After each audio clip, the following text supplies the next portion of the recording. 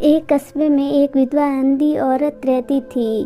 उसका एक बेटा था जिसके पालन पोषण की सारी जिम्मेदारी उसके कंधों पर थी। वो अपने बेटे को पढ़ा लिखा कर एक बहुत बड़ा आदमी बनाना चाहती थी, इसलिए उसने उसका दाखिला कस्बे के सबसे अच्छे स्कूल में किया। वो दिन रात मेहनत करती ताकि बेटे को स्कूल की फीस दे सके। लड़के के स्कूल के बच्चे उसकी माँ के बारे में जानते थे। वे सब उसे अंधी का बेटा कहकर चिढ़ाते थे। लड़का इससे बहुत परेशान था। उस अपनी माँ पर शर्म आने लगी थी। वो उसके साथ कहीं भी आने जाने से कतराने लगा था।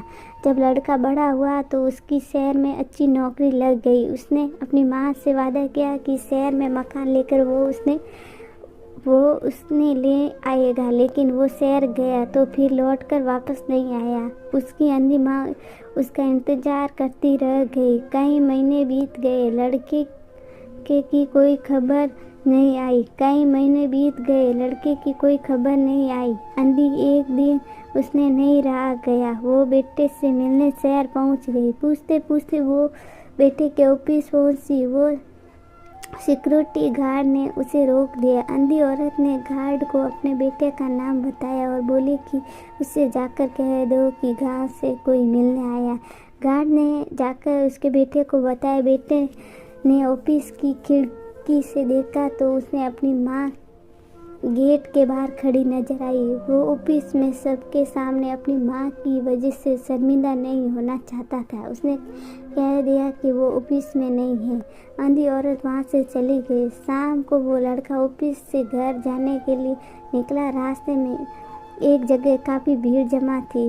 वो अपनी गाड़ी रोककर भीड़ के पास पहुँचा और तो बीच सड़क पर अपनी माँ का मरा पाया।